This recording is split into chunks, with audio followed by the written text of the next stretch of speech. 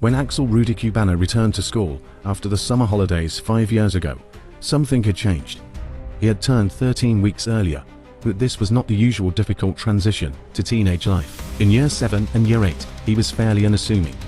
Nothing that would be red flags, said a source close to Range High School in the seaside town of Formby, Merseyside.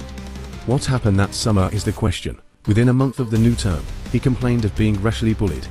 Fellow pupils said he started acting up in class, remonstrating with teachers and sometimes storming out, doing an Axel, as it became known. In October 2019, the 13-year-old made an anonymous phone call to the NSPCC's childline, admitting to having murderous thoughts about the bully. He said he had taken a kitchen knife to school on 10 occasions and asked, "What should I do if I want to kill somebody?" The disturbing call was his barrister Stan Reed's case, he said, a plea for help.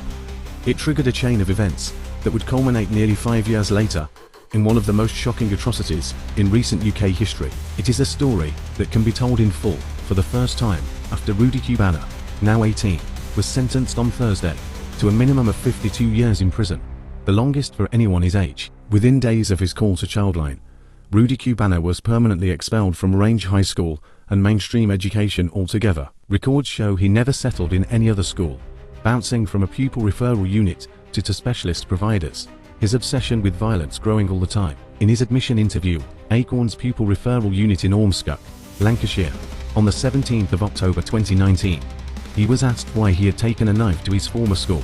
He replied, "To use it." It was an example of the almost childlike honesty with which he spoke to professionals, including the police, who had become involved 10 days earlier when he admitted taking knives into school.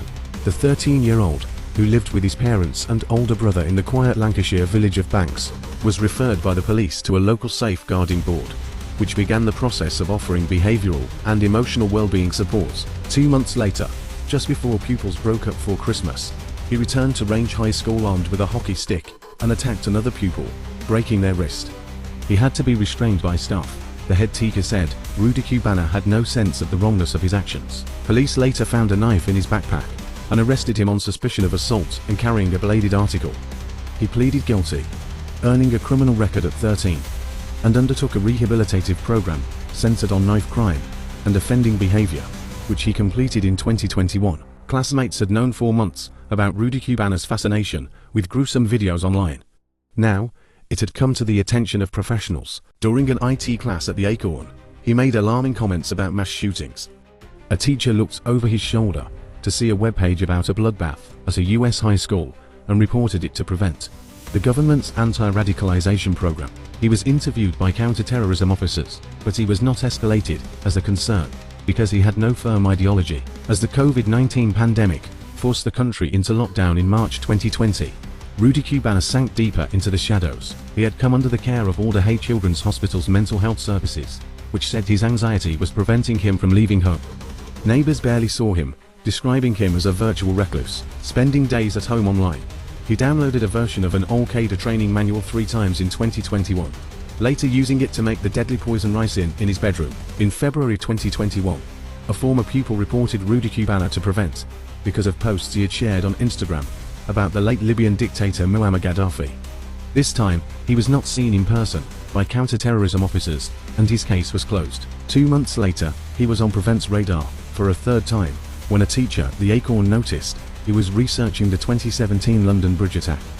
Again, he was not visited in person, and there was no further action. In the 6 months from November 2021, officers from the Lancashire Constabulary were called to Rudakubana's home 4 times as his behaviour grew more erratic. On one occasion, after his mother had reported him missing, he was found by police on a bus with a knife, refusing to pay his fare. Rudakubana told the officers he wanted to stab someone so police would seize his phone and delete embarrassing videos, which were on social media accounts he could no longer access. He was fixated on removing the videos, said Reeds, his barrister, and did not appear to understand the consequences such actions would have. Instead of arresting him, which would have been his second arrest for knife crime, they took him home and told his mother to keep knives out of his reach. Weeks later, they were back at Rudakubana's home.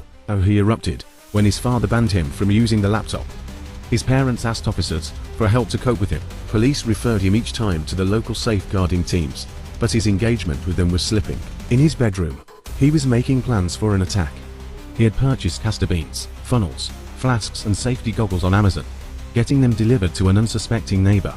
Police believe he was using the Al-Qaeda manual to learn how to kill using a knife. Policing sources suggested that one area, likely to be identified as a failure by the public inquiry into the Southport attack, was the apparent lack of dialogue between Prevent and local police forces. It is understood frontline officers were not able to see Rudakubana's Prevent history because that data is kept on a separate system, accessible only to counter-terrorism officials. Rudakubana had stopped engaging with mental health support by February 2023.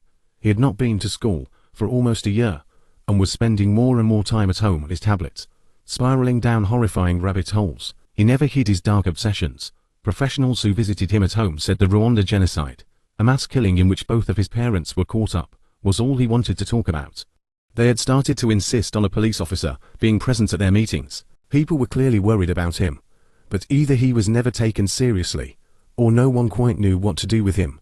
By the summer of 2024, nearly 5 years after his call to Childline, Rudakubana's descent from well-disciplined schoolboy to one of Britain's most notorious killers was complete.